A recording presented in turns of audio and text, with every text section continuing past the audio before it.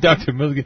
Now, you're asking us as men to do what? Have a checklist and make this woman produce some papers to prove that she's economically vibrant or that she's at least not in debt to the point where she enters into a marriage and basically destroys the finances of a relationship? I mean, how would we even approach someone on that particular type of level? I'm just curious, what would the conversation sound like? Well, you said, we are getting serious enough in our relationship, and now we're thinking about becoming one. We're thinking of getting married. And I think we need to come to the table and look at your expenditures, look what your debt is, and look at what you're making, what I'm making, and maybe before we get married, so we don't have this financial strain on this relationship, then maybe once we bring it to the table, maybe you need to pay off some of your bills. Maybe I need to pay off some bills, so when we get married, we don't get tied up into this financial thing. Because, the old saying,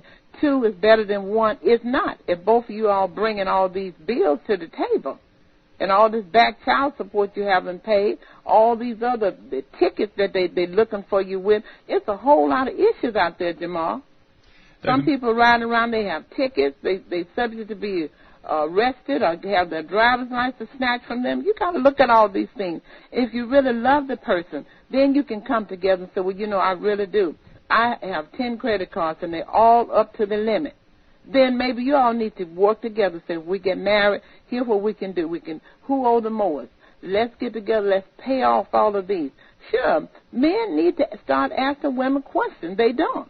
A man appreciates. If he comes to your house tomorrow and you have a nice home, a nice apartment, you have your own car, you're dressed up, you seem like you're so independent that you don't need anything. He doesn't know what your bank account looks like. He doesn't know that creditors are calling you every day. He doesn't know that you're on the verge of bankrupt. Yes, a man should start asking more about money issues with women. All right.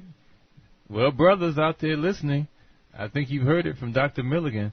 Ask the right questions. You don't want no surprises. Women are told that you should look at a man. I go to conferences all the time, and I hear women saying, you need to make sure you have an AIDS test, and you need to make sure this man is not HIV positive. You want to see his TRW report. Well, I'm turning it around and say he needs to look at the woman's TRW report, too, because her credit, with her being all jacked up, will certainly impact your life. So you better ask for a TRW